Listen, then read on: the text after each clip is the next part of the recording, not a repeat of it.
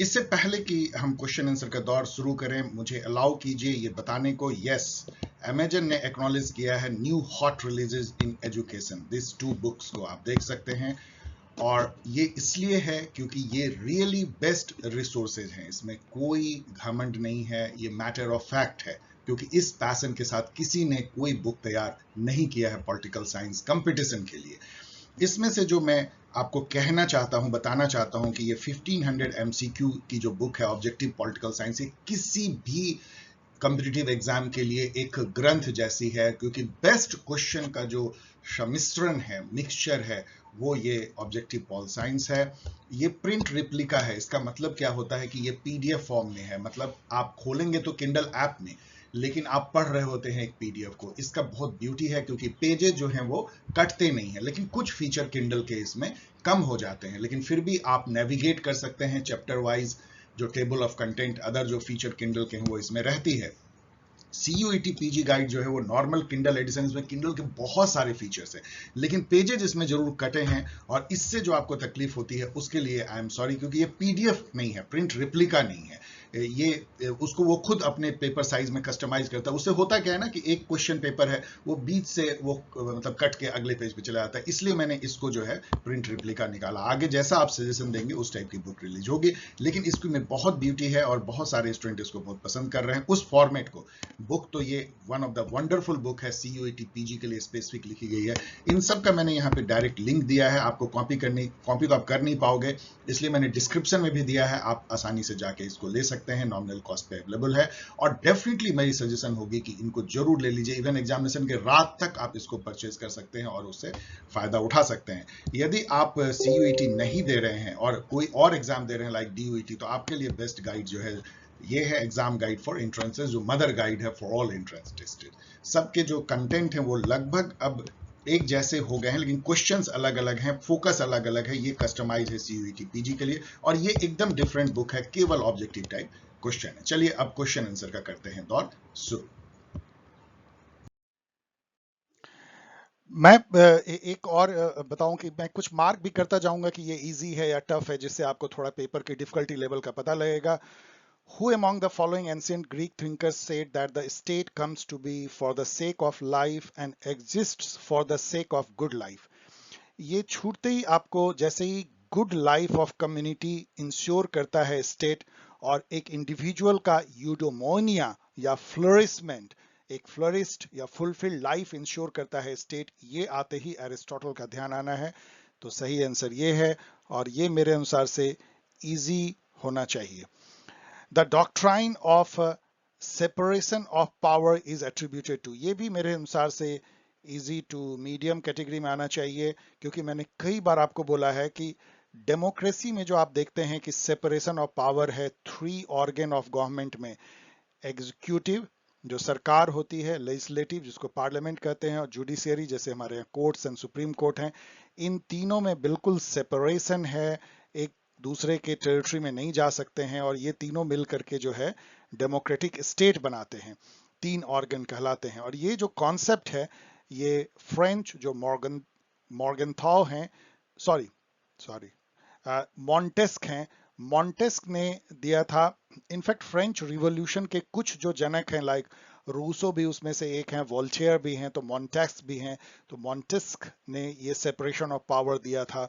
Spirit of laws उन्होंने book लिखा था उसमें। तो सही आंसर है सी, द थ्योरी ऑफ राजमंडला। अब ये तो इतना आसान क्वेश्चन है कि सप्तांगा और राजमंडला या मंडला थ्योरी, ये दो सुनते ही आपको कौटिल्य का ध्यान आएगा, अर्थशास्त्र का ध्यान आएगा। तो ये कौटिल्य है और ये है इजी क्वेश्चन।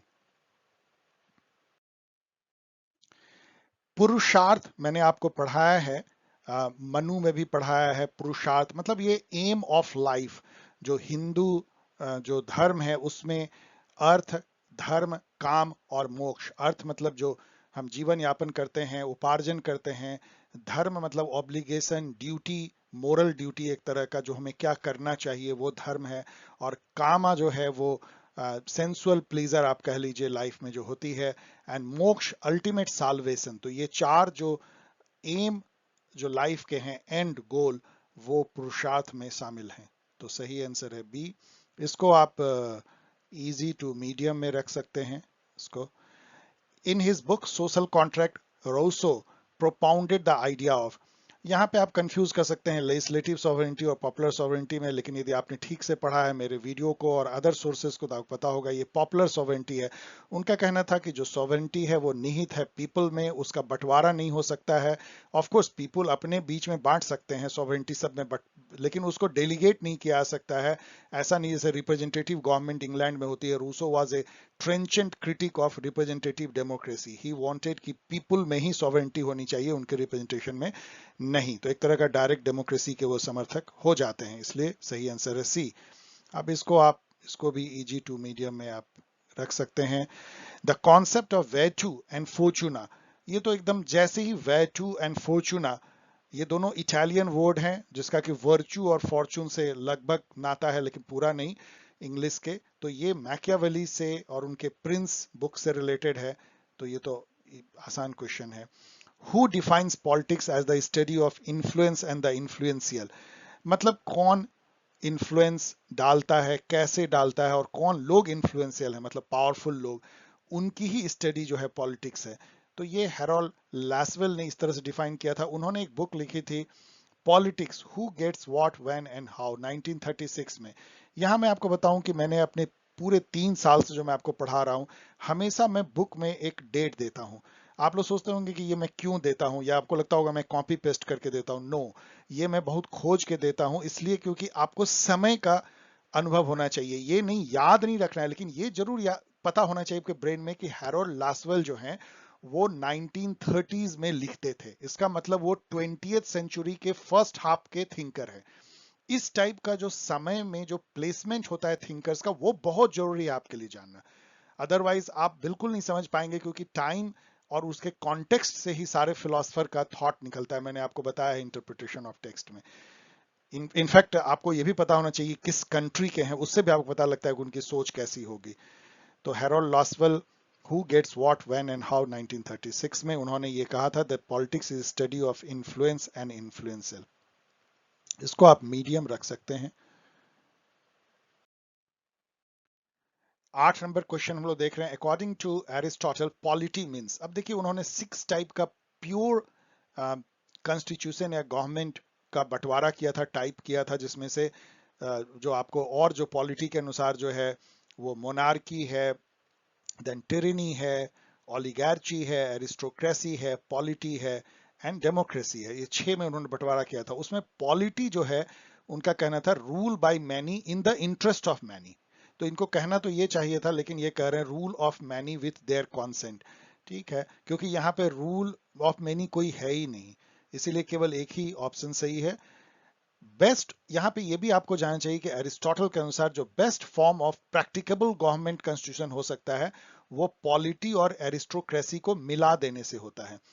एरिस्टोक्रेसी क्या होता है? रूल बाय फ्यू, लेकिन वो बहुत वाइज लोग हैं, बुद्धिमान हैं और वो बेनाइन हैं, वो दूसरे का भला चाहते हैं। उस टाइप के जो भले वाइज मैन होते हैं, जैसे कि प्लेटो का फिलोसफर किंग, उस टाइप के एरिस्टोक्रेटिक वो है जो नॉलेज को वैल्यू देते हुए जो शासन करते हैं।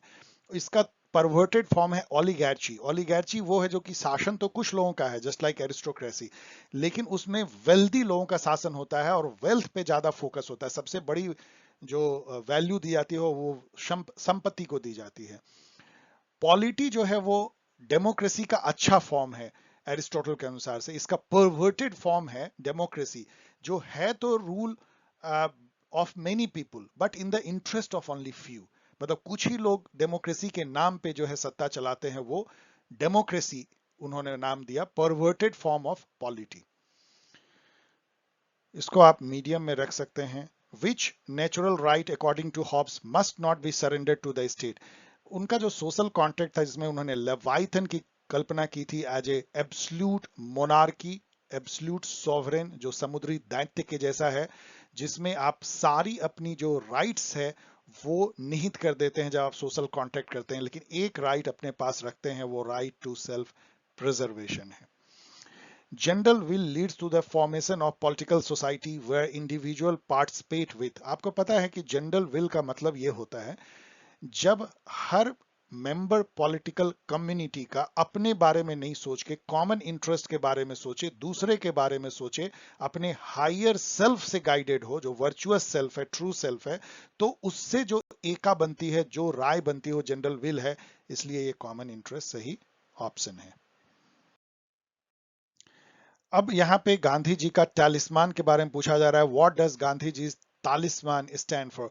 तालिस्मान मतलब एक तरह का कुंजी कह लीजिए, मतलब एक तरह की एक क्रीड है, फॉर्मूला जो आपका प्रॉब्लम को सॉल्व करता है। वाओ, ऐसे सॉल्व हो गया। उनका ये कहना था कि जब भी आप डाउट में हो ना, कोई भी डिसीजन मेकर हो, कोई भी हो, कुछ भी लाइफ में, तो आप सबसे जो पुअरेस्ट ऑफ पुअर है उसका ध्यान करें और सोचें कि मेरे इस डिसीजन से उसका क्या होगा।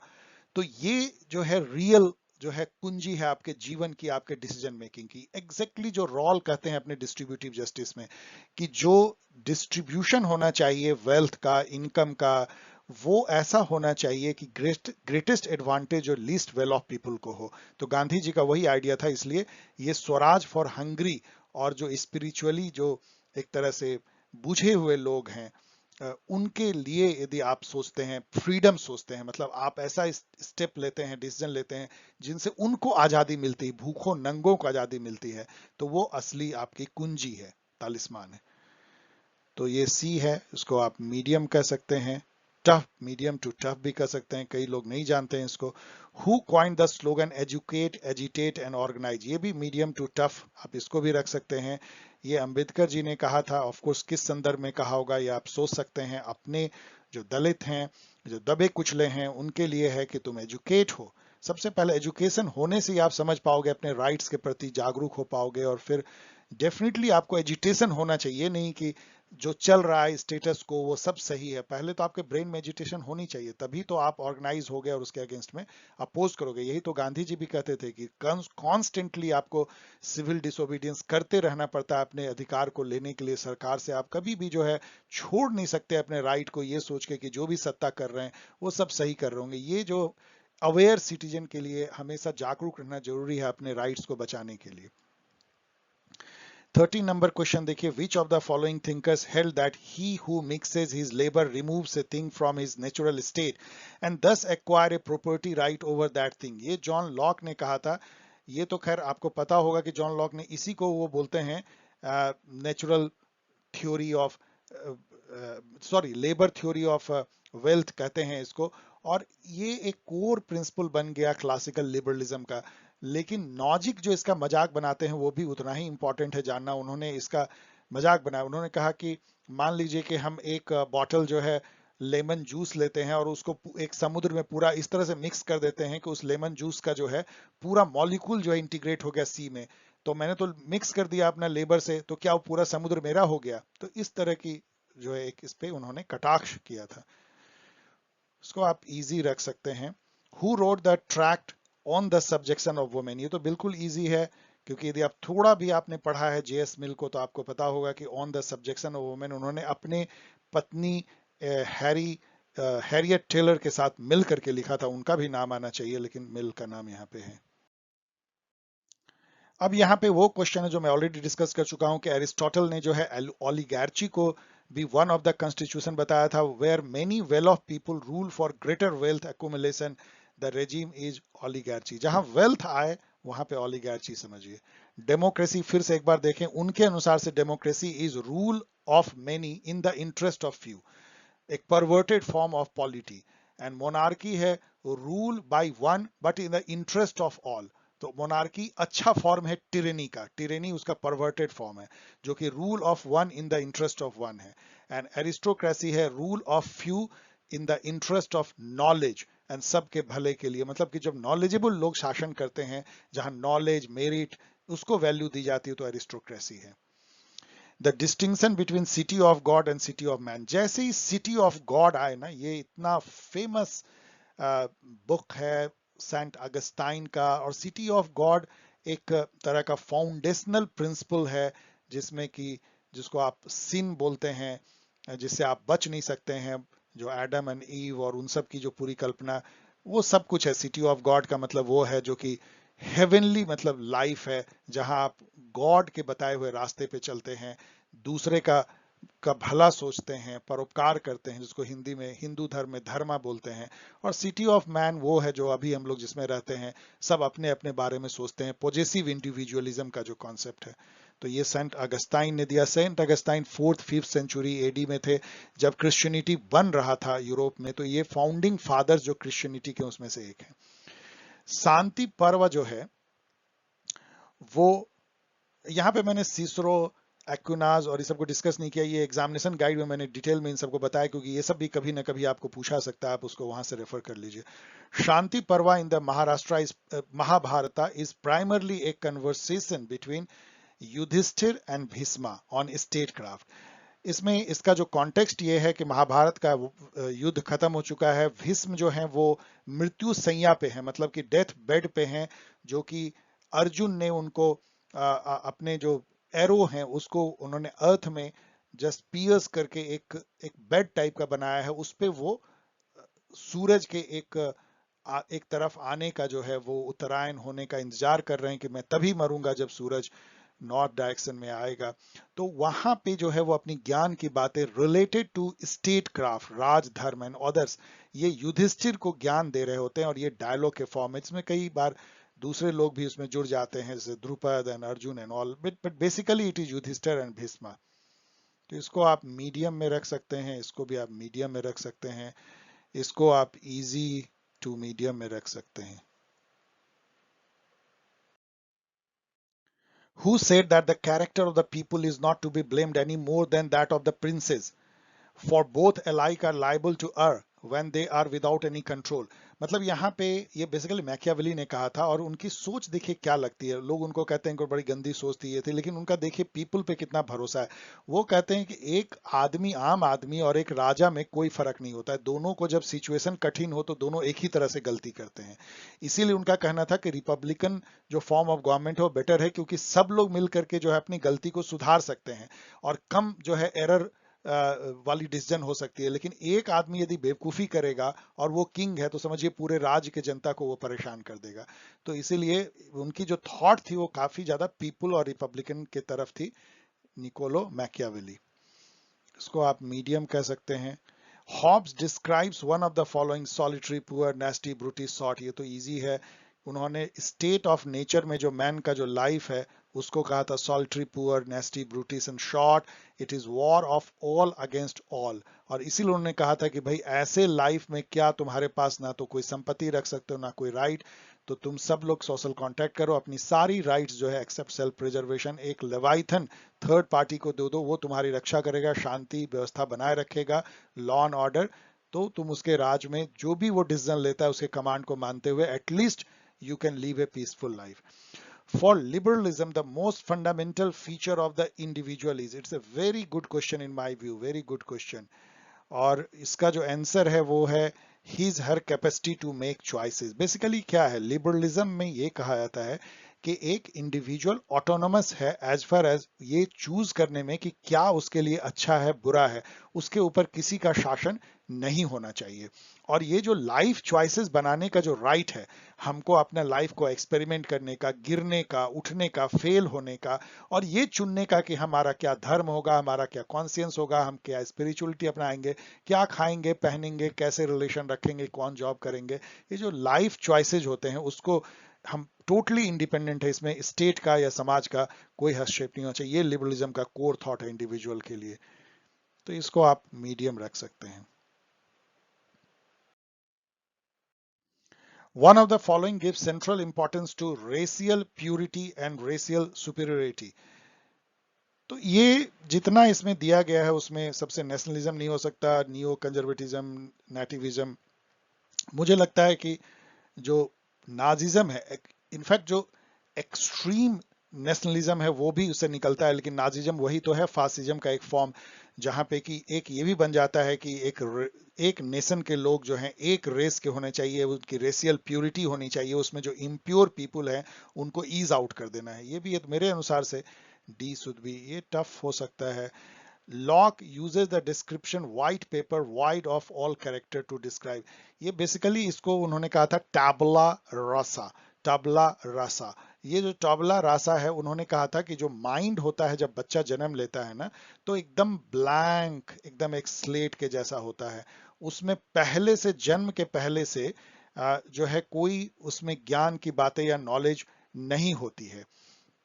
आपको याद आ रहा होगा महाभारत में जो है ऐसा ऐसा माना गया था कि अर्जुन का जो सन है वो, उसको मतलब पहले से जो है वो चक्रव्यूह भेदने की जो है, उसको माँ के गर्भ में उसको ज्ञान मिली, तो उसको ये काटते हैं।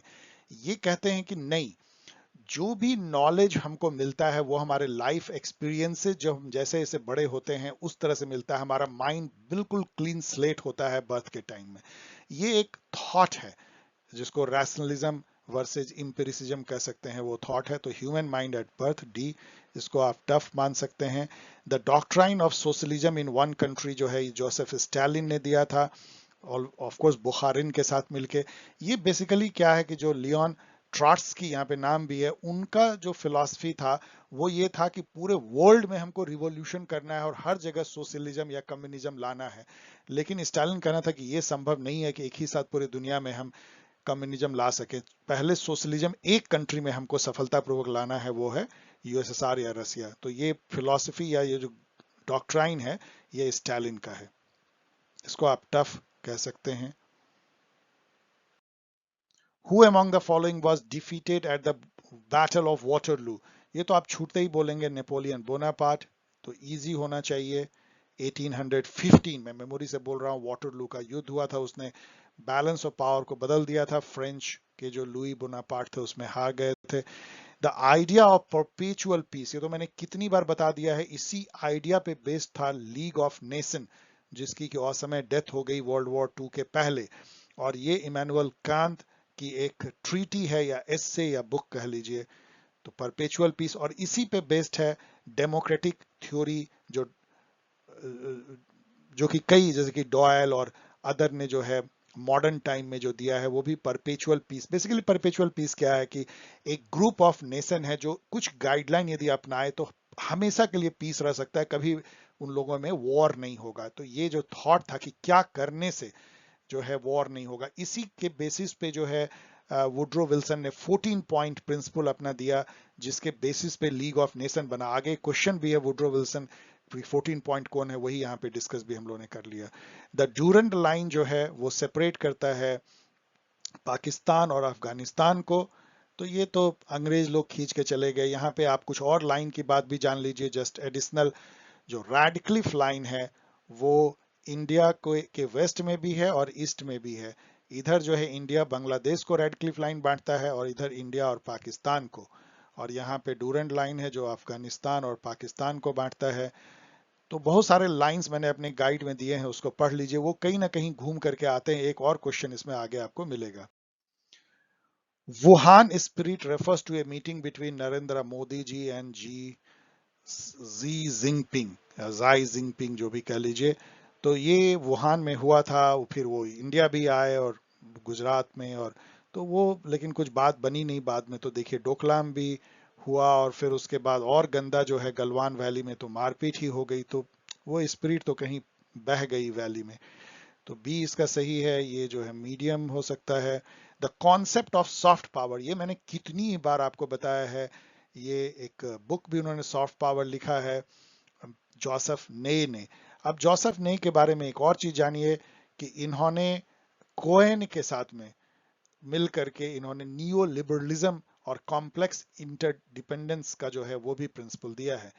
इंडिया की जो न्यूक्लियर डॉक्ट्राइन है उसमें मैसिव रिटेलिएशन नहीं है, प्रीएम्प्टिव स्ट्राइक नहीं है, फर्स्ट स्ट्राइक नहीं है, नो फर्स्ट स्ट्राइक है कि हम पहले फर्स्ट स्ट्राइक नहीं करेंगे, ये हमारा डिटरेंस है, यदि तुम करोगे तो करेंगे, ये है।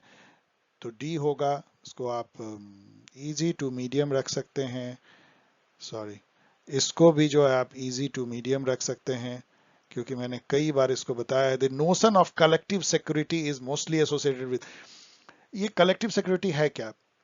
यदि कुछ ग्रुप ऑफ स्टेट मिलकर के, जैसे नाटो है, उन्होंने ऐसा बना लिया कि एक पे अटैक करोगे तो सब पे अटैक है, हम लोग कलेक्टिवली अपनी सिक्योरिटी करेंगे। यही यूनाइटेड नेशन भी उसी पे बेस्ड है, कलेक्टिव सिक्योरिटी पे बेस्ड है।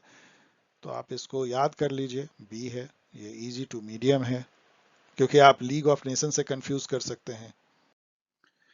Which one of the following international boundaries does not exist any longer. आप देखिए एक लाइन और आ गया, तो कितनी जगह आपको लाइन एक ही क्वेश्चन में जो है 2 बार आ रहे हैं। तो इसमें 17th पैरेलल लाइन जो है अब नहीं एग्जिस्ट करता है। क्यों? क्योंकि ये नॉर्थ और साउथ वियतनाम को बांटता था। एक समय में नॉर्थ साउथ वियतनाम अलग थे, जैसे जर्मनी एक हो गया ईस्ट वेस्ट, वैसे ही वियतनाम भी एक हो गया। अब ये तो है नहीं। 38 पैरेलल जो है नॉर्थ और साउथ कोरिया को डिवाइड करता है, और 49 पैरेलल जो है यूएसए और कनाडा को डिवाइड करता है। इंडिया इज नॉट, तो इसको आप मीडियम में रख सकते हैं।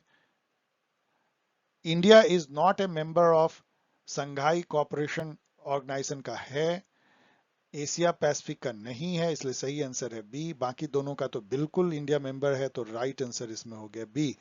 इसको आप जो है मांग सकते हैं मीडियम। और आपको ये जरूर जानना चाहिए क्योंकि एपिक जो है अभी एक तरह का सबसे economically strong regional cooperation organization है, और उसका इंडिया मेंबर नहीं है। ऑफ कोर्स इंडिया कुछ कोशिश कर रहा है उसका मेंबर बनने का। एपिक के जो मेंबर हैं उनकी टोटल जीडीपी वर्ल्ड के 50% जीडीपी से भी ज्यादा है।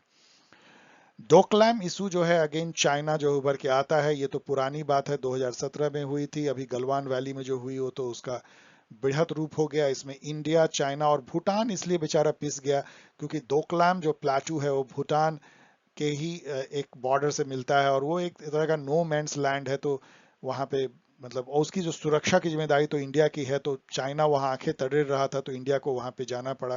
तो ये ए इसका सही है। ये क्वेश्चन तो मैंने अभी भी आपको बोला कि 14 पॉइंट स्टेटमेंट वुड्रो विल्सन ने दिया था वर्ल्ड वॉर वन के बाद। इसी के बेसिस पे लीग ऑफ नेशन बना था। और ये कितनी बड़ी आयरनी है कि वुड्रो विल्सन की जो कंट्री है यूएसए, वही लीग ऑफ नेशन को कभी ज्वाइन नहीं किया।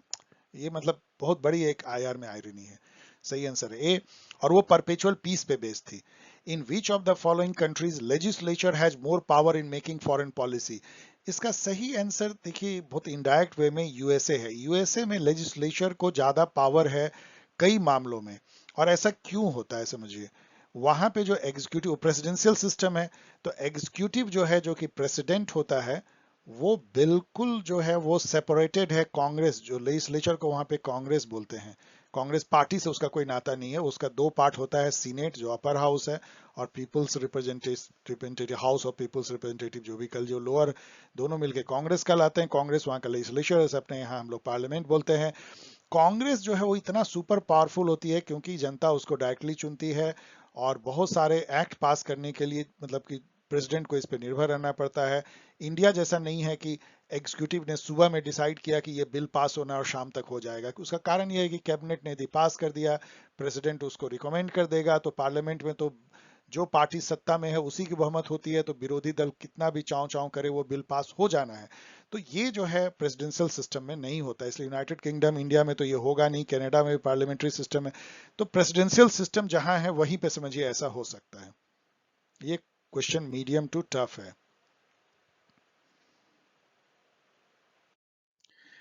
The behavioural approach to comparative politics emphasizes. अब देखिए systematic collection and examination of fact तो बिल्कुल ही बिहेवियरल रिवोल्यूशन का या अप्रोच का एक पार्ट है।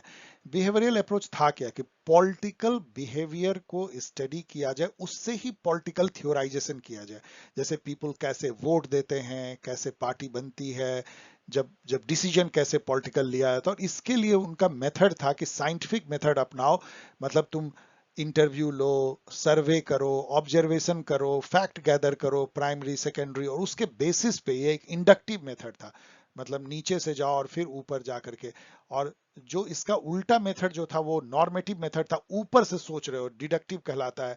मतलब पहले ही प्लाटो जैसे ने एकदम थॉट ले लिया, एकदम जैसे घंटों तक सोचा या दिनों तक, और उनके दिमाग में आइडियल स्टेट ऐसा होना चाहिए, वहां पे आत्मा सोल का 3 पार्ट 3 क्लास और पूरा सब कुछ अपने से सोच लिया।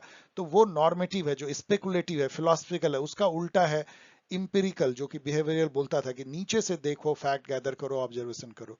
बहुत सारी बातें मैंने कह दी इसमें। ए इसका सही आंसर है, इसको मीडियम कह सकते हैं आप।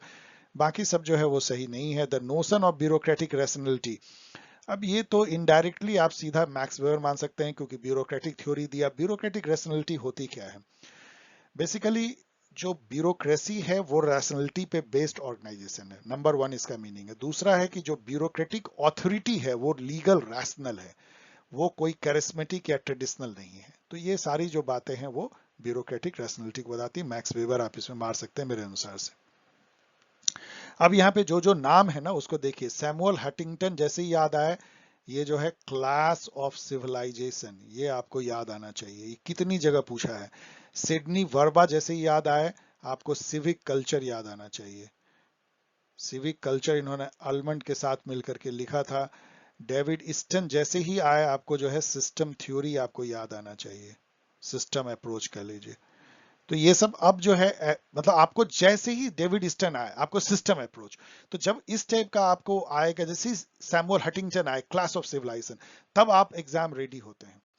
The theory of means and forces of production, ये आप तो बोलेंगे ये तो बहुत ही बच्चे टाइप का क्वेश्चन है। Means and forces of production, तो मार्क्सिज्म तो यही तो कहता है, तो इसीलिए इसको आप इजी रख सकते हैं।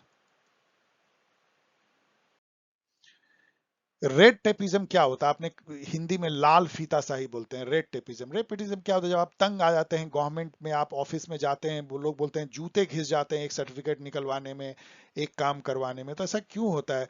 जब गवर्नमेंट ऑफिस जो है rigid conformity to rules and regulation, अब आप जाइए, आपको कहीं कोई मोटा सा किताब कोई दिखा दे, ऑफिसर, डेस्क ऑफिसर, देखिए इस रूल में ये लिखा है, आपको ये कागज चाहिए। आप बोलोगे अरे यार ये कागज तो इसमें लिखा हुआ है, ये बातें जो मैं बोल रहा हूँ, नहीं नहीं उसमें लिखा है दूसरा वो कागज चाहिए, और वो लकीर के फकीर इसको बोलते हैं। तो ये रेड टेपिज्म है, इसी से डिले होती है। रेड टेपिज्म का मतलब है कि रूल रेगुलेशन के मेज में आपको ऐसे भटका दें कि आप उसमें डिले हो जाए, तो इसको जो है रेड टेपिज्म कहते हैं। कैच ऑल पार्टी मैंने आपको पढ़ाया है, बहुत डिटेल में बताया है। ये ऐसा भी पूछा सकता है कि ये किसने दिया था? तो ऑटो क्रिच हैमर ने जो है ये कॉन्सेप्ट दिया था कैच ऑल पार्टी का। कैच ऑल पार्टी क्या होता है? जैसे कांग्रेस पार्टी है इंडिया में, मतलब वो पार्टी जिसका कोई ऐसा आइडियोलॉजी नहीं होती है, वो हर आइडियोलॉजी, हर व्यू पॉइंट के लोगों का समर्थन मांगते हैं, कैच ऑल पार्टी।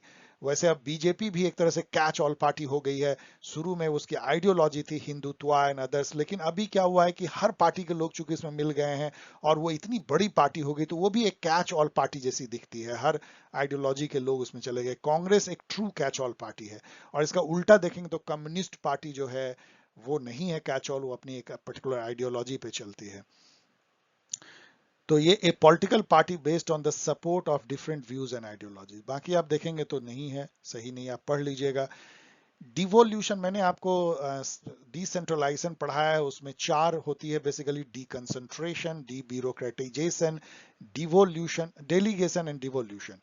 इस पे देखिए, जो सबसे ज्यादा जो डिसेंट्रलाइजेशन है वो डिवोल्यूशन है, जहां पे कि एक सेंट्रल ऑफिस जो है वो रीजनल ऑफिस को पावर भी डेलीगेट कर देता है और बहुत सारे डिसीजन मेकिंग पावर भी दे देता है, और उसमें कोई हस्तक्षेप या इंटरफेरेंस नहीं करता है। तो ये आप खोजिएगा इसको, तो आप यहाँ मिलेगा कि grant of power by an upper level government to a lower level. तो ये है, तो ग्रांट ऑफ पावर, बहुत सारे पावर दे दिया जाता है। इसका सबसे अच्छा एग्जाम्पल जो है, सबसे अच्छा एग्जाम्पल इसका ब्रिटेन में है, यूनाइटेड किंगडम में, जहां पे कि जो गवर्नमेंट है वेल्स की और स्कॉटलैंड की, उसको इंग्लैंड के पार्लियामेंट ने पावर डिवॉल्व कर दिया है। तो वहां पे अपनी सरकार है, वो बहुत सारे डिसीजन लेते हैं, लेकिन फिर भी एक कंट्री कहलाते हैं। तो डिवोल्यूशन का मायने एग्जाम्पल आप देख सकते हैं। इसको आप मीडियम रख सकते हैं, इसको आप मीडियम, इजी टू मीडियम रख सकते हैं। रेड टेपिज्म भी इजी टू मीडियम हो सकता है, क्योंकि आप ब्यूरोक्रेटिक टर्मिनोलॉजी बहुत लोग नहीं जानते हैं। 23rd constitutional amendment act provide constitutional status. यहाँ पे तो पहला इन्होंने गलती किया है, it is a faulty. There is nothing like 123rd constitutional amendment act. अभी तक केवल 103 अमेंडमेंट हुए हैं, शायद चौथा अभी होने की में है। तो 103 से ऊपर तो हो नहीं सकता है। ये बेसिकली बिल था, यहाँ पे इन्होंने एक्ट लिख दिया है। बिल जो है वो 123rd था, लेकिन चूंकि बहुत सारे जो अमेंडमेंट बिल हैं वो कभी एक्ट बनते नहीं है, इसलिए जो बिल का जो नंबर है वो अभी 127th अभी चल रहा है। कॉन्स्टिट्यूशनल अमेंडमेंट अभी जो हल्ला हो रहा है ओबीसी एंड उस पे मीनिंग, वो 127th है, और ये 123rd था। लेकिन जब ये एक्ट बना तो ये बन गया 102nd अमेंडमेंट एक्ट। तो ये लिखना चाहिए था इनको 102nd। खैर एनीवेज ये गलत है। लेकिन इन्होंने प्रोवाइड किया था constitutional status backward class commission को। तो सही आंसर है डी ऑफ कोर्स। और इसमें ये भी आपको याद रखना चाहिए कि 101st जो अमेंडमेंट है वो जीएसटी उसके थ्रू आया था, और 103rd जो लास्ट अमेंडमेंट हुआ है उसमें 10% रिजर्वेशन जो इकोनॉमिकली बैकवर्ड क्लास के किसी भी कास्ट जो नहीं कवर्ड रिजर्वेशन से उनको जो ईडब्ल्यूएस दिया गया वो 103rd से दिया गया। तो ये सब आपको याद कर लीजिए related question. What is the time period of UNO's sustainable development, जो एसडीजी है सस्टेनेबल डेवलपमेंट गोल, वो 15 साल का उसका टाइमलाइन है 2015 से 2030 के बीच। इसको आप इजी क्वेश्चन कह सकते हैं, इसको आप मीडियम कह सकते हैं। The purpose of voter verifiable paper audit trail, ये तो इतना इस पे हंगामा हुआ है कि आपको पता है वीवी पैट जो है, मतलब बेसिकली जब हम लोग इलेक्ट्रॉनिक वोटिंग मशीन में प्रेस करते हैं तो पी की आवाज आती है, और लेकिन हमें पता नहीं चलता कि हमने जो दिया मान लीजिए बीजेपी को दिया तो क्या एक्चुअल बीजेपी को गया या कुछ मशीन के अंदर कोई गड़बड़ हो गई। तो ये वीवी पैट जो है वो एक वेरीफाई करने के लिए वोटर को कि हमने जिसको वोट दिया, तो पेपर में वो लिखा हुआ वो एक प्रिंट आउट आ जाता है जिसमें लिखा रहेगा कि यस आपने बीजेपी को लोटस पे दिया। तो ये जो है ए होगा इसका सही है, बाकी पढ़ लीजिए वो सही नहीं है। इस पे काफी हंगामा हो रहा है कि अभी क्या होता है कि ये सैंपल बेसिस पे 5 या 10% बूथ में ऐसा होता है या कम होता है। अभी विरोधी जो दल हैं ऑलवेज वो शक करते हैं सरकार पे, तो कहते हैं कि 100% वीवीपैट होना चाहिए। Who among the following developed the concept of zone of indifference, ये तो मैंने 10 बार कह दिया होगा, अभी जामिया के पेपर में भी कह दिया, चेस्टर बर्नार्ड ने। अब मैं एग्जाम्पल नहीं देने जा रहा हूँ, बहुत घिसा पिटा एग्जाम्पल होगा, वो चाय बनाने वाला प्यून का। यदि आप देख रहे हैं मेरे वीडियो को तो जोन ऑफ इंडिफरेंस, अब आपको जो जोर से आवाज लगानी चाहिए जोन ऑफ इंडिफरेंस देखते हुए, Chester Barnard. Which of the following reports deal with the relation between specialist and generalist? अब ये क्वेश्चन तो बिल्कुल सुपर टफ है, क्योंकि ये इंडिया में ये कमेटी बनी नहीं थी, ये कमेटी बनी थी ब्रिटेन में, इंग्लैंड में। अब क्यों पूछते हैं इंग्लैंड के कमेटी का, फुल्टन कमेटी रिपोर्ट, उन्होंने ये दिया था कि स्पेशलिस्ट और जर्नलिस्ट के बीच में। बेसिकली ये बहुत एक लंबी बहस है गवर्नेंस में कि किसको जो है main decision making power bureaucracy या एडमिनिस्ट्रेशन में मिलना चाहिए या गवर्नेंस में। स्पेशलिस्ट जैसे इंजीनियर्स हैं, टेक्नोक्रेट हैं, डॉक्टर्स हैं, लॉयर हैं, मैनेजमेंट एक्सपर्ट हैं, ये लोग स्पेशलिस्ट हैं। और एक है जनरलिस्ट, जैसे आईएएस ऑफिसर होते हैं जो कि जैक ऑफ ऑल ट्रेड होते हैं बट मास्टर ऑफ नन, उनको किसी भी एरिया का कोई स्पेशलाइज नॉलेज नहीं है, लेकिन वो कोऑर्डिनेशन एडमिनिस्ट्रेशन इन सब के ज्ञाता होते हैं, तो वो जर्नलिस्ट हैं। तो ये कहा जाता है कि अभी जैसे फुल्टन कमेटी ने कहा कि स्पेशलिस्ट को मेन जो है वो डिसीजन मेकिंग पावर गवर्नेंस में मिलनी चाहिए, क्योंकि अभी का जो एडमिनिस्ट्रेशन है, गवर्नेंस है, वो बहुत कॉम्प्लेक्स हो गया, बहुत स्पेशलाइज्ड हो गया, वहां पे जर्नलिस्ट से नहीं हो पाएगा। इंडिया में भी अभी एक प्रॉब्लम हो रही है, जैसे मोदी जी ने भी, आपको याद है कि उन्होंने लोकसभा में क्या कहा कि हवाई जहाज भी बाबू उड़ाएंगे, फर्टिलाइजर कंपनी भी बाबू चलाएंगे। तो ऐसा नहीं होना चाहिए, मतलब जैसे अब हवाई जहाज कंपनी है तो उसको कोई सिविल एविएशन का एक्सपर्ट उसका एमडी बने। ये बातें ये फुल्टन कमेटी ने कही थी।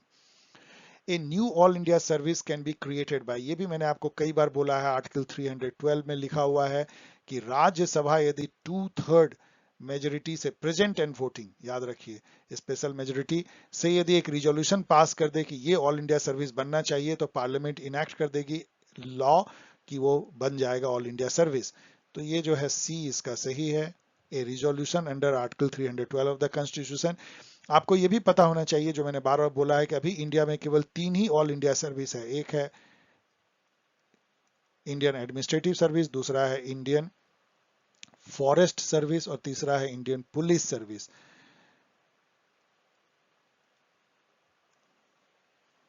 चौथा सर्विस जो है ऑल इंडिया जुडिशियल सर्विस की भी बात है, कॉन्स्टिट्यूशन में एक अमेंडमेंट करके लाया गया था, लेकिन अभी तक बनी नहीं है। Which of the following is not true about the special status enjoyed by Jammu and Kashmir? अब तो स्पेशल स्टेटस खत्म हो गया, लेकिन क्या था आप जानिए, क्योंकि ये पेपर पुराना है। तो इसमें क्या क्या था कि it stems from the peculiar historical condition under which Jammu and Kashmir acceded to Indian Union, एकदम बहुत peculiar condition था, इसलिए ये सही है। Article 370 of the Indian constitution provide special status to the status of Jammu Kashmir, ये सही है, उसी को रिपील कर दिया गया। फिर citizen of state have the exclusive right to own, inherit and transfer property, मतलब बाहर के स्टेट के दूसरे स्टेट के लोग नहीं कर सकते थे, ये आर्टिकल 35A में था, तो ये इसको भी खत्म कर दिया गया। और ये गलत है, all legislation enacted by Indian parliament automatically extend to the state, no, ऐसा नहीं था। इनफैक्ट उसमें ये लिखा हुआ था कि कोई भी जब इंडियन पार्लियामेंट एक्ट बनाएगी तो वो जम्मू कश्मीर में सीधा एक्सटेंड नहीं हो जाएगा तब तक जब तक कि वहां की कंस्टिट्यूएंट असेंबली उसको रेटिफाई ना करे। तो इसलिए सी इसका सही आंसर है, जो कि रॉन्ग है। ये आप इसको, अब तो खैर ये क्वेश्चन इररिलेवेंट हो गया, लेकिन ये जानना चाहिए आपको, ये मीडियम क्वेश्चन या टफ क्वेश्चन कह सकते हैं। Consider the following statement on Indian secularism. अब सेक्युलरिज्म पे दो स्टेटमेंट दिया गया है। It accords respect to all religions and treat them equally in the public sphere, एकदम सही है, ट्रू है ये। It does not prevent the state from addressing retrograde religious practices. Retrograde religious practices क्या होता है? Retrograde का मतलब होता है जो एकदम एक perverted, मतलब जिसमें कि जैसे मान लीजिए कि किसी धर्म में है कि अब आदमी की बलि दी जाए, तो समझिए कितना रेट्रोगेट है। या जैसे कि बच्चियों का जो जेनिटल म्यूटिलेशन कर दिया जाता है, इस टाइप की यदि कोई रिलीजियस प्रैक्टिस है मान लीजिए, तो उसमें स्टेट इंटरफेयर कर सकता है, ये बिल्कुल कर सकता है। ये हमारा पॉजिटिव एस्पेक्ट है सेकुलरिज्म का। आपका इसका एक एग्जांपल अभी आपको हम देते हैं, जैसे सबरीमाला, वहां सुप्रीम कोर्ट ने कहा नहीं, वहां पे औरतों को राइट टू इक्वलिटी जो है, आपका रिलीजियस नॉर्म होगा कि हम सेलिबेसी के नाम पे और औरतों को नहीं जाने देंगे, लेकिन ये फंडामेंटल राइट का हनन है, तो उन्होंने उसको काट दिया, मतलब वहां पे इंटरफेयर किया उन्होंने रिलीजन के मामले में। ऐसे कई ऐसे एग्जाम्पल हैं। हिंदू कोड बिल भी लाया गया, जहां की हिंदू रिलीजियस मामले में यूनिफॉर्म सिविल कोड भी लाने की बात हो रही है। ट्रिपल तलाक भी लाया गया, जो रेट्रोगेट प्रैक्टिस थी कि 3 बार तलाक बोलने से, उसको भी स्टेट ने इंटरफियर किया इन सब में। इसलिए ये दोनों ही जो है सही है, बोथ ए एंड बी जो है सही है। विच of the following is true about protective discrimination? Protective discrimination क्या होता है? Positive discrimination, benign discrimination, affirmative action, जहां पे कि स्टेट कोई पॉजिटिव एक्शन लेती है, जो दबे कुचले marginalise disadvantage section of society हैं उनको कुछ ऐसा फायदा देने के लिए कि वो भी मेन स्ट्रीम में आ सके। औरतें बच्चे भी उसमें आते हैं, ओल्ड एज भी आता है उसमें, जो SC ST आते हैं उसमें, माइनॉरिटी भी आ सकते हैं। तो it favours special provision for women children, it provides reservation, blah blah, सब पढ़ लीजिएगा, सब कुछ है इसमें, सब कुछ है, ये सही है। Consider the following statement: the Council of Ministers regularly renders aid and advice to the President of India. बिल्कुल ये सही है। आर्टिकल 74 मैंने यहाँ पूरा रिप्रोड्यूस कर दिया है, ये पढ़ लीजिएगा आप। The President can return advice rendered by the Council of Ministers for recommendation only once. Yes, ऐसा है, एक बार जो है वो कह सकते हैं, यहाँ पे लैंग्वेज इससे आया है। Provided that the President may require the Council of Ministers to reconsider such advice. ये जो लाइन है इसका मतलब क्या है कि प्रेसिडेंट कह सकता है कि भाई तुमने एडवाइस तो दिया है, एक बार फिर से सोच लो। तो ये यहाँ पे है yes. Any written advice rendered twice by the Council of Ministers to the President on the same manner, same matter बोलिए, same matter is binding on the, लेकिन यदि दूसरी बार भी मतलब दे दिया सेम एडवाइस, तो प्रेसिडेंट बाउंड है, उसको करना है, चाहे उसको पसंद आए चाहे ना आए। तो इसलिए ये तीनों ही जो है ये सही है। इसको आप मीडियम रख सकते हैं। Consider the following statement about money bill. ये तो मैंने अभी जस्ट जामिया वाले में 2-3 बार डिस्कस किया है कि मनी बिल केवल जो है लोकसभा में लाया जा सकता है। तो ये तो अपने आप में गलत हो गया कि money bill can be introduced in either house of the parliament. No, ये सही नहीं है, केवल लोकसभा में ये प्रोड्यूस किया सकता है, प्रेसिडेंट के अप्रूवल से ही किया जा सकता है। इसमें स्पीकर को स्पेशल राइट है लोकसभा के to declare any bill as money bill. जब तक स्पीकर सर्टिफाई नहीं करेगा कि ये बिल मनी बिल है, वो मनी बिल नहीं माना जाएगा। तीसरा है कि राज्यसभा जो है उसका लिमिटेड पावर है, वो केवल 14 दिन तक डिले कर सकता है। यदि 14 डेज तक राज्यसभा ने नहीं उसको पास किया तो अपने आप पास माना जाएगा। मान लीजिए कि राज्यसभा ने उसमें कुछ अमेंडमेंट रिकमेंड किया और वो फिर लोकसभा में भेजा, लोकसभा उसको रिजेक्ट कर सकता है उस अमेंडमेंट को, तो इसमें राज्यसभा को बहुत कम पावर है। इसलिए 2 और 3 इसमें जो है सही है। Consider the following statement about pardon. अब देखिए, जो माफ करने का जो है ना पार्डन, जब कोर्ट फैसला दे देता है कि इसको डेथ सेंटेंस दिया गया, उसके ऊपर भी प्रेसिडेंट को और कुछ केसेस में गवर्नर को भी स्टेट में क्षमा करने का पावर है। ये एक जस्टिस का एक पार्ट है। तो उसमें प्रेसिडेंट का जो पावर है वो आर्टिकल 72 में लिखा, आप इसको पढ़ लीजिए गूगल पे। और आर्टिकल 161 में गवर्नर का पावर है। जब इन दोनों को पढ़ेंगे तो आपको कुछ डिफरेंस मिलेगा। वो डिफरेंस यहाँ पे लिखा हुआ है, ये तीनों ही सही है। Both the president of India and governor can grant pardon, yes, while the president can grant pardon to punishment offered by a court martial, मतलब जो मिलिट्री कोर्ट होता है, the governor is not empowered to do so, लेकिन governor जो है वो ऐसा नहीं कर सकता है, उसको नहीं है कोर्ट मार्शल का, ये भी ट्रू है।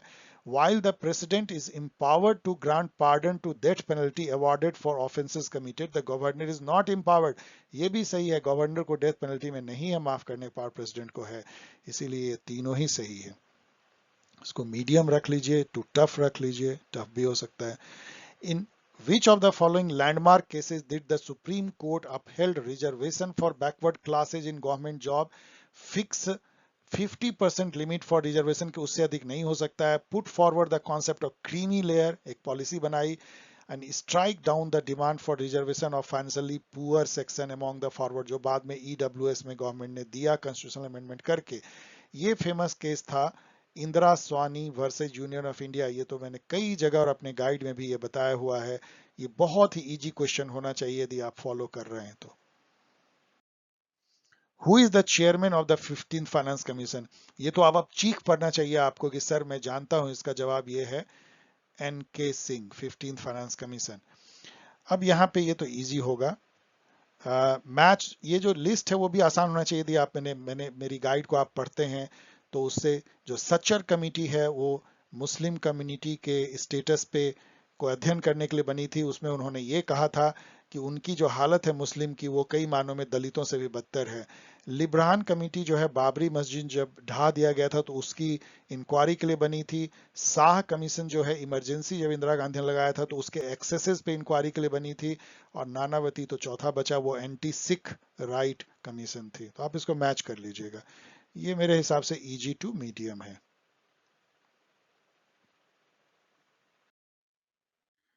57 एक बहुत लंबा स्टेटमेंट है लेकिन बहुत इंपॉर्टेंट है, इसलिए मैं आपको पढ़ रहा हूं, आप इसको गौर से आंख बंद करके भी सुन सकते हैं। अंबेडकर जी ने कहा था such articles will never be called into operation and they would remain a dead letter. Dead letter मतलब जिसको कि आप कभी यूज नहीं करते हैं। If at all they are brought into operation, I hope the president who is endowed with this power, जिनको वो पावर मिला है, will take proper precautions before actually suspending the administration of the provinces। अब ये अंबेडकर जी की बात कितनी गलत साबित हुई और हम लोगों ने कितना उनको फेल किया, हमारे पॉलिटी ने, कि उन्होंने ये कहा था आर्टिकल 356 के बारे में। उनका ये कहना था कि ये है तो बहुत ड्रैकोनियन। आर्टिकल 356 क्या है कि यदि सेंटर चाहे तो स्टेट के एडमिनिस्ट्रेशन को खत्म करके खुद उसका एडमिनिस्ट्रेशन अपने हाथों में ले लेगी, उसको प्रेसिडेंट रूल बोलते हैं। और इसके लिए उसको कुछ नहीं करना है, गवर्नर को कहना है कि तुम मुझे एक रिपोर्ट भेज दो जिसमें ये लिखा होगा कि ये इसका जो एडमिनिस्ट्रेशन कॉन्स्टिट्यूशन के अनुसार नहीं चला सकता है, कॉन्स्टिट्यूशनल ब्रेकडाउन हो गया है। और गवर्नर तो मतलब सेंटर का एक तरह से एजेंट है, वो तो जो सेंटर चाहेगी वो लिख देगा। तो इस तरह से एक तरह से मतलब सेंट्रल गवर्नमेंट को पावर है। और इसका इतना मिसयूज किया गया, हर गवर्नमेंट ने किया, इंदिरा गांधी ने किया, जनता पार्टी ने किया, सभी ने किया इसका, जो भी पार्टी सत्ता में आई सब ने। और इसके अंबेडकर जी की जो बात है बिल्कुल लोगों ने डस्टबिन में डाल दी। एक नहीं, दो नहीं, तीन नहीं, सैकड़ों, मोर देन 100 टाइम्स इसका यूज हुआ। और इसके लिए कोर्ट को आना पड़ा। जो नेक्स्ट क्वेश्चन है, पहले इस नेक्स्ट क्वेश्चन को देखिए। एक केस फाइल हुआ SR Bommai versus union of India 1994 में। SR बोम्मई जो है कर्नाटका के चीफ मिनिस्टर थे, उनको उसी तरह आर्बिट्रेरी ढंग से जो है उनके उसको गिरा दिया गया सेंटर द्वारा। उन्होंने केस किया, Supreme Court came heavily on government और उन्होंने ये क्वेश्चन पूछा, whether presidential proclamation under article 356 was justified and if so to what extent, whether the dissolved legislature can be revived if the proclamation is set aside, whether the validity of the proclamation can be challenged after it has been approved by parliament, in which of the following cases। अब सब SR Bommai case में उठी और एक तरह से supreme court ने break लगा दिया इसके मिसयूज पे। Great service to the polity of the India, और उसके बाद से इसका बहुत ही कम यूज हुआ है। इनफैक्ट कई केसेस में अरुणाचल प्रदेश में आपको याद होगा, और उत्तराखंड में भी ऐसा हुआ था, जहां पे कि सुप्रीम कोर्ट ने बहुत दिनों के बाद उसको पलट दिया और चीफ मिनिस्टर को इस्तीफा देना पड़ा, और फिर से जो है वोटिंग हुई। तो स्पीकर के पावर को और जो बहुत सारी चीजों को लिमिटेड किया गया उस पर, तो SR Bommai union of India is a very very important case in that. Medium कह सकते हैं इसको भी, मीडियम कह सकते हैं इसको भी, टफ भी कह सकते हैं, but very good question. Social and religious life cannot be separated easily in Indian context, especially since religion covers almost all every aspect from birth to death. Who among the following is the final authority to draw the line between matters of religious nature and secular? ये तो बहुत लंबी आपको इन्होंने भाषण दिया है, लेकिन जैसे मैं देता हूँ, सॉरी फॉर दैट यदि उसमें आपको भाषण लगे तो। लेकिन ये जो है जुडिशियरी जो है यही इसका फैसला करेगी, और कौन कर सकता है। तो ये ऐसा क्वेश्चन है जिसका कि कॉमन सेंस से जवाब दिया जा सकता है, इसलिए इजी है। The constructive vote of no confidence, ये वेरी गुड क्वेश्चन है, ये मीडियम टू टफ है, बहुत लोग नहीं जानते होंगे, लेकिन जर्मनी में constructive vote of no confidence है।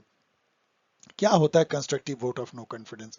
आप नो कॉन्फिडेंस मोशन लाते हो पार्लियामेंट में कि आप लेजिस्लेचर को कॉन्फिडेंस नहीं है एग्जीक्यूटिव पे, और सरकार गिर जाती थी, पास हो जाए।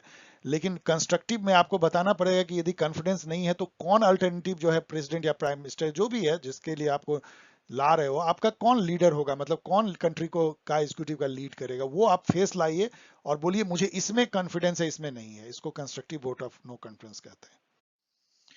Structural functionalism is a product of, आपको पता है स्ट्रक्चरल फंक्शनलिज्म जो है सिस्टम अप्रोच से निकलती है, ये है क्या? बेसिकली जब हम किसी पॉलिटिकल सिस्टम में ये देखने की कोशिश करते हैं कि कौन सा स्ट्रक्चर, स्ट्रक्चर मतलब होता है इंस्टीट्यूशन, पैटर्न, बिहेवियर को भी कह सकते हैं, तो कौन सा इंस्टीट्यूशन ऑर्गेनाइजेशन क्या फंक्शन करती है, इसको स्ट्रक्चरल फंक्शनलिज्म अप्रोच बोलते हैं। तो ये जो है बिहेवियरल रिवॉल्यूशन का एक पार्ट है, क्योंकि सिस्टम अप्रोच भी बिहेवियरल रिवॉल्यूशन से निकलता है। बाकी सब ट्रेडिशनल है, ये नहीं होगा, पोस्ट भी नहीं होगा सेकंड, तो इसलिए सही आंसर डी है, ये मीडियम टू टफ है। Which of the following is not true of traditional comparative politics? अब traditional versus modern comparative politics मैंने आपको पढ़ाया है। नैरो इंपेरिकल स्कोप है, फॉर्मल लीगल अप्रोच है, स्टडीड पॉलिटिकल बिहेवियर तो स्टडी कर ही नहीं सकते हैं, ये तो बिहेवियरल अप्रोच रिवॉल्यूशन का पार्ट है जो कि मॉडर्न अप्रोच है। लैक ऑफ सिस्टमेटिक कंपैरिजन, इसलिए सही है इसमें आंसर सी। इसको भी आप इजी टू मीडियम कह सकते हो। The transition to societies in which education and knowledge replace capital and manufacturing as the key resource is referred to as। तो ये तो देखिए कैपिटल और मैन्युफैक्चरिंग इंडस्ट्रियल सोसाइटी का फीचर है। जब उससे आप आगे चले जाते हैं, जब अभी जिस वर्ल्ड में अभी हम रह रहे हैं उसको नॉलेज सोसाइटी बोलते हैं, इंफॉर्मेशन सोसाइटी बोलते हैं, जिसको आप पोस्ट इंडस्ट्रियल सोसाइटी कह सकते हैं। तो ये पोस्ट इंडस्ट्रियल रिवॉल्यूशन है, यहाँ जो भी कल ये पोस्ट इंडस्ट्रियल सोसाइटी भी कह सकते हैं, बी। चलिए इसको मैच करते हैं, ये थोड़ा सा आपके, ये तो मीडियम है, ये थोड़ा सा टफ हो सकता है। देखिए सबसे शुरुआत कीजिए फर्स्ट पास द पोस्ट, तो ये तो इंडिया में है एफपीटीपी। तो ये B3 देखिए कहाँ मिलता है, तो B3 तो आप देख रहे हैं कि भाई ये तीनों में है, तो एक तो आपका छट गया, ये तो खत्म हो गई। अब इस तीनों में आपको ढूंढना है। अब एक को यदि आप जानते हैं ना, जैसे कि यदि आप ये जानते हैं कि 2 राउंड सिस्टम जो है फ्रांस में है। 2 राउंड सिस्टम क्या होता है कि पहले जो है आप सबको मतलब वोटिंग देते हैं नॉर्मल, और जो 2 कैंडिडेट जो सबसे ज्यादा वोट ला रहे हैं वो फिर एक सेकेंड राउंड ऑफ वोटिंग होती है, उसमें पार्टिसिपेट करते हैं। ये फ्रांस में होता है। तो आप देखिए सी के 2 से क्या बन रहा है, वाओ ये तो मिल गया आपको सही। तो अब बाकी आपको जानने की जरूरत नहीं है, लेकिन तब देख लीजिए ए का 4 है, तो मिक्स्ड मेंबर प्रोपोर्शनल सिस्टम जो है वो जर्मनी में होती है। क्या होता है एमएमपी, मैंने आपको पढ़ाया है, ये दोनों इसमें पीआर भी होती है, पीआर पार्टी लिस्ट होती है, प्लस जो है वो नॉर्मल एफपीटीपी भी होती है। ये दोनों को मिक्स जब करते हैं तो इसको मिक्स्ड मेंबर प्रोपोर्शनल सिस्टम बोलते हैं। तो बाकी जो बच गया पार्टी लिस्ट प्रोपोर्शनल सिस्टम, जो सबसे आसान है वो स्वीडन में होती है। वैसे इसको ठीक से पढ़ लीजिएगा इन सब, सॉरी। 65 आइए, which of the following country is Islamic revolutionary guard corps? ये तो ईरान जो है, ईरान में ये हुई है जब वहां पे 1979 में वहां आयतुल्लाह खुमैनी जो उसके स्पिरिचुअल लीडर थे, उन्होंने वहां पे सत्ता पलट किया। जो शासन वहां पे चलती थी, मोनार्की, उसको जो है शाह, शायद शाह पहलवी बोलते थे, उनको डिस्पोज ऑफ किया गया। वो अमेरिका के समर्थन से चलती थी, उसके चलते आज तक अमेरिका जो है वो ईरान से पंगा लेता रहता है, क्योंकि उसके बाद से वो एंटी अमेरिकन हो गया, और वो जो पहले जो शासक थे वो प्रो अमेरिकन थे। तो इससे फिर सऊदी अरेबिया की तरफ चला गया अमेरिका। वो बहुत एक लंबी कहानी है मिडिल ईस्ट में ओएल की जो डिप्लोमेसी होती है। तो वहां पे उन्होंने जो रिवॉल्यूशन हुई थी उसका नाम था इस्लामिक रिवॉल्यूशनरी गार्ड, बाद में वो एक आर्मी का पार्ट बन गए। तो ये ईरान हो गया। President of India is elected by members of, ये तो मैंने कितनी बार आपको बता दिया कि प्रेसिडेंट का इलेक्शन जो होता है वो लोकसभा राज्यसभा के इलेक्टेड मेंबर और जो लेजिस्लेटिव असेंबली जो स्टेट में है उसके इलेक्टेड मेंबर, केवल इलेक्टेड, नॉमिनेटेड मेंबर नहीं। तो सही आंसर है elected members of parliament and state legislative assembly. तो ये सही है। यहाँ पे आप वाइस प्रेसिडेंट का भी जान लीजिए, वो है सिंपल, वो है मेंबर्स ऑफ पार्लियामेंट, चाहे वो नॉमिनेटेड हो चाहे इलेक्टेड हो, केवल लोकसभा राज्यसभा के सभी मेंबर, उसमें राज्य का कोई हिस्सा नहीं होता है, वो वाइस प्रेसिडेंट का इलेक्टोरल कॉलेज बनाते हैं। तो ये मीडियम है। The minimum age for becoming a candidate for Rajya Sabha election is, तो राज्यसभा इलेक्शन के लिए जो है 30 साल चाहिए होता है, 21 साल जो है पंचायती राज के लिए चाहिए होता है, 25 साल लोकसभा के लिए, और 35 साल जो है governor, president and governor, president, vice president, ये सब हायर ऑफिसर्स के लिए 35 इयर्स चाहिए होता है। President can remove A member of union cabinet on the advice of, ये तो आपको चीखते ही कहना चाहिए। अभी आपने देखा कि प्रेसिडेंट ने कितने लोगों को हटा दिया, लगभग 30% कैबिनेट बदल गई। वो प्राइम मिनिस्टर जो है he is the master of the cabinet, वो उसका जो है एक तरह से ब्रह्मा विष्णु महेश जैसा है, वही बनाता है वही बिगाड़ता है। तो on the advice of prime minister, easy question होना चाहिए। कंकरेंट लिस्ट जो है वो क्या है, यहाँ पे आप देखिए, ये चीज को रट लीजिए, ये पूछा सकता है। आर्टिकल 256 और 7th शेड्यूल, ये दोनों को जब आप पढ़ेंगे तो 7th शेड्यूल आर्टिकल 256 में 3 लिस्ट की बात होती है। यूनियन लिस्ट जिसपे कि पार्लियामेंट केवल रूल एक्ट बना सकती है, स्टेट लिस्ट जिसमें कि state legislative assembly state legislature बना सकते हैं, और कनकरेंट लिस्ट जिसमें पार्लियामेंट और स्टेट दोनों ही बना सकते हैं। कनकरेंट लिस्ट में जो लिखी होती है, जैसे एजुकेशन मान लीजिए है या और भी सब्जेक्ट हैं, तो उनमें जो भी पार्लियामेंट यदि बना दे सेम सब्जेक्ट पे और स्टेट लेजिस्लेचर, तो उसमें जो वर्चस्व होगा या डोमिनेशन होगा या जो जो जो जो लागू होगा वो सेंटर का होगा, ये भी आपको जानना चाहिए। तो यहाँ पे क्या, concurrent list of the constitution refer to the legislative assembly financial matter over which both the centre and state government have jurisdiction. तो ये इजी टू मीडियम है। Who was appointed as India's first Lokpal, ये तो आप चीखते ही अब बोलेंगे, मैंने 10 बार बता दिया होगा, मिस्टर पिनाकी चंद्र घोष। तो ये इजी रख सकते हैं। So okay dear student, overall यदि हम देखें इस पेपर को तो मेरे अनुसार से ये इजी टू मीडियम पेपर है। इसके बाद जो क्वेश्चन है वो कंप्रीहेंशन है। आप लोगों ने से बहुत लोगों ने रिक्वेस्ट किया है कि मैं उसको भी डिस्कस करूं, तो एक बार लास्ट में हम लोग डिस्कस करेंगे, लेकिन उसके पहले मैं जो है 2018 और 2017 इसके भी क्वेश्चन को अगले कुछ दिनों में हम उसे भी डिस्कस करेंगे। और एक चीज और मैं बता दूं कि इसमें कट ऑफ जो है इस टाइप में मुझे लगता है कि अब पता नहीं कितना कंपटीशन है, वो तो हैदराबाद के इस एग्जाम में कितने स्टूडेंट अपेयर होते हैं उस पर दिखता है, लेकिन इसका हायर जा सकता है जिस टाइप का क्वेश्चन है। तो मुझे लगता है कि 65 प्लस जो है वो इसमें आपको लाना पड़ेगा। वैसे आपको मैं एक जनरल रूल बताता हूं, किसी भी कॉम्पिटिटिव एग्जामिनेशन में यदि आप 50% एमसीक्यू में एकदम सही ले आते हैं, क्योंकि इसमें निगेटिव मार्किंग भी है 0.33, तो वो आप जोन में आ जाते हैं, कॉम्पिटिटिव जोन में। 60 के ऊपर लाने पे आपका अच्छा चांस होता है और 70 के ऊपर लाने पे आप श्योर हो सकते हैं। ये एक जनरल फार्मूला है, डिपेंड करता है क्वेश्चन किस तरह का होता है। सो डियर स्टूडेंट, आपने देखा कि कितने अच्छे क्वेश्चन का ये कलेक्शन है। यदि ये वीडियो आपको पसंद आया हो तो आप इसको शेयर करें, सब्सक्राइब जरूर करें यदि अभी तक नहीं किया आपने, और कमेंट करें इन तरीके से आप मुझको कमेंट कर सकते हैं, सवाल पूछ सकते हैं। कृपया अपने सवाल ऐसे रखिए जिसका जवाब 1-2 लाइन में दिया जाए, ऑब्जेक्टिव। ऐसे क्वेश्चन ना पूछिए कि सर मैं एग्जाम के लिए कैसे तैयारी करूं, इस टाइप का जवाब नहीं दिया सकता 1-2 लाइन में। और ये एक बार फिर से मैं आपको कह रहा हूं कि यहाँ पे लिंक में एक गाइड का दे रहा हूं, CUET PG, क्योंकि मुझे लग रहा है सबसे अधिक अभी रिलेवेंट वही एग्जाम है। मुझे बताया गया कि 9 सितंबर को है, तो अभी आपके पास काफी वक्त है, आप CUET PG गाइड यहाँ से डाउनलोड कर सकते हैं। फिर मिलेंगे बहुत जल्द एक MCQ वीडियो को लेके, बहुत बहुत जल्द, हो सकता है आज शाम में ही। बाय।